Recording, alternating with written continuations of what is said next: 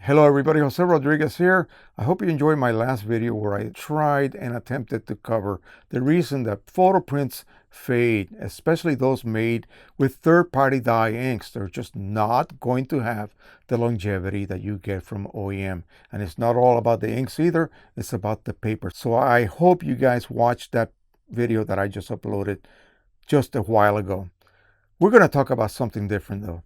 I've been accused of being biased towards specific brands of printers. That can't be further from the truth. Let me tell you why. I tend to cover more Canon printers than, say, EPSON printers, because EPSON really hasn't put out anything that's dramatically new, and Canon has. Let me give you some examples. P600 was preceded by the The R3000. Same color palette, basically the same ink set. Okay, they did improve the black a bit, but it really has nothing else going for it that the R3000 already offered.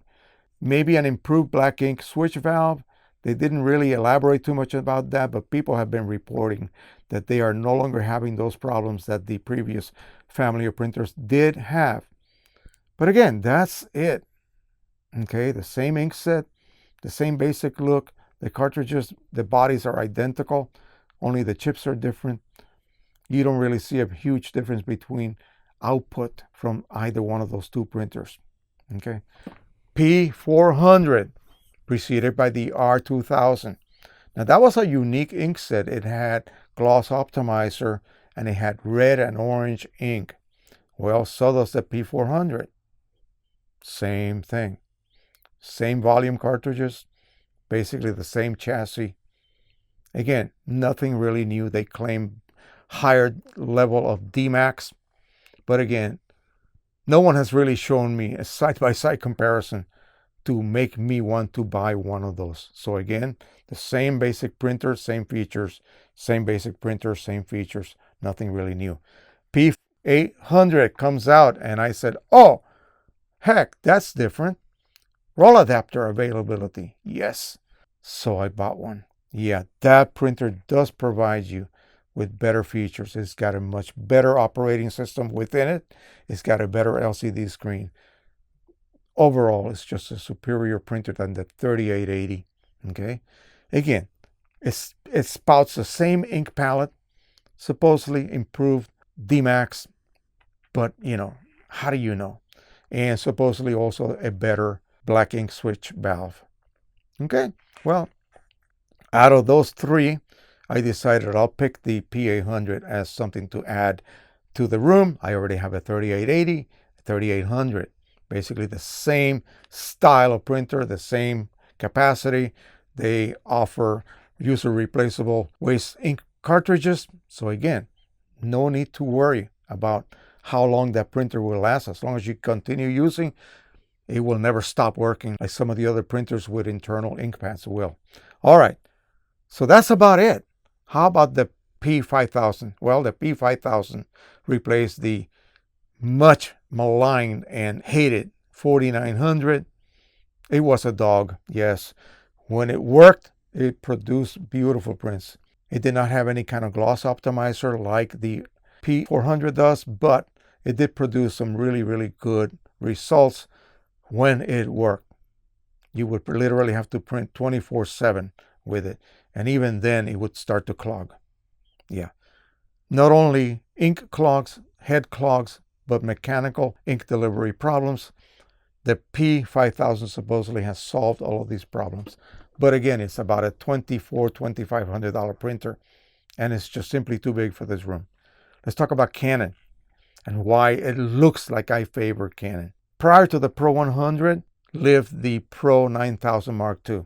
8-color dye ink palette. It had green and red and then the other colors, the normal colors.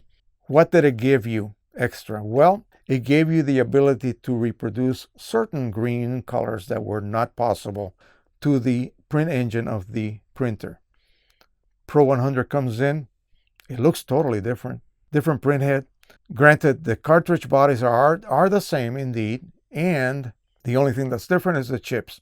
But the ink palette is totally different, totally redesigned, and brought to a level of longevity performance unbeknown to anything else out there. Period. I don't care who makes it. Canon Pro 100 OEM ink will surpass the quality and longevity of any other OEM, third party, I don't care where it comes from, dye ink out there. So I said, okay, we got to get one of these as well.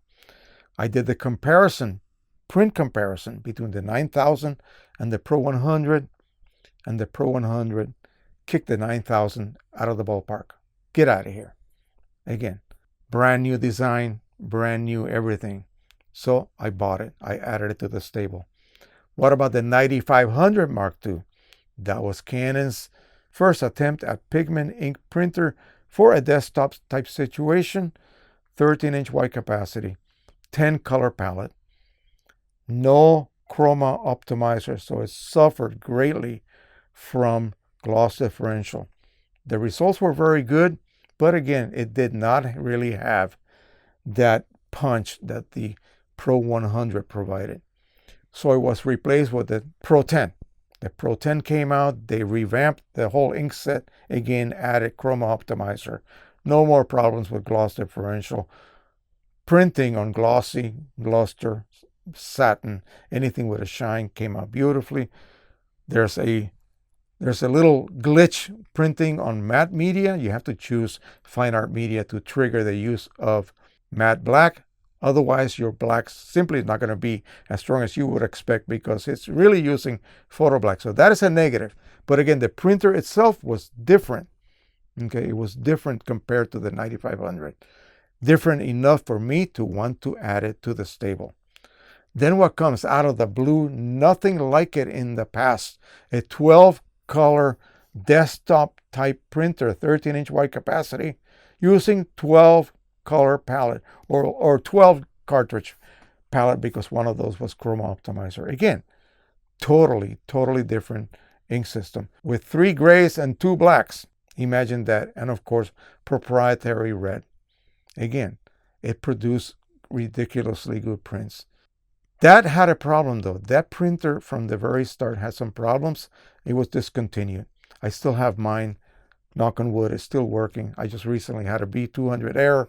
My fault for not using the printer for like 2 months. That is a glitch. That is not supposed to happen. But again, the printer itself, when it is working correctly, which is again, 99% of the time, whenever it has a problem, it's my fault for not using it, produces incredibly good prints. So let's move up one more notch. Pro 1000. What did that replace? Nothing really. There was nothing like it. Okay. It's a big old printer. You need half a table to be able, like mine. Mine's a big dining room table. You need literally half the table to operate it. But the output is just majestically beautiful. And it has something that nothing else in this room has or offers. Proprietary blue ink. Yeah.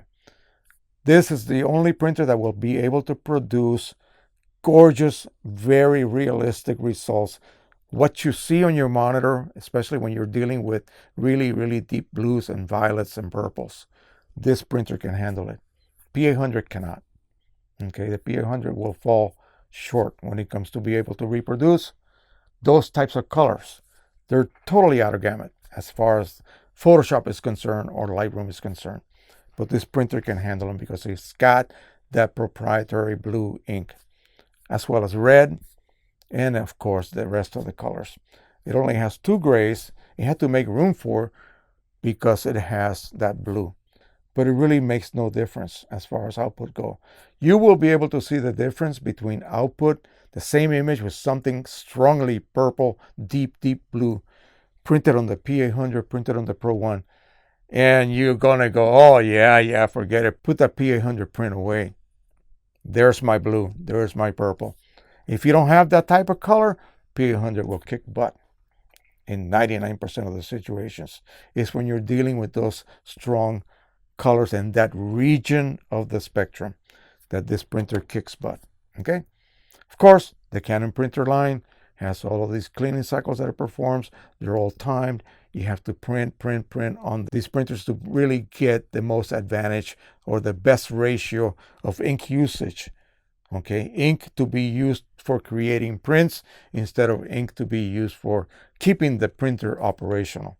That's what you need to do. That is the secret in Canon printers. That is not so much of an issue with EPSON printers. EPSON printers allow you to get into the bad habit of not printing often, and then you have to run several cleaning cycles to unclog it, which basically means that you've wasted a lot of ink. All right, that is it. So as you can see, had EPSON been putting out brand new from the ground up models like Canon did in this case, they would be living here happily, and I would be making tons of videos featuring those printers for you. And I was thanked by someone who said that they are so glad that I do not do reviews from companies who send me printers, because I would have to kind of then be a little biased toward them. No, I don't do that. I buy whatever I have and I report on it, good or bad.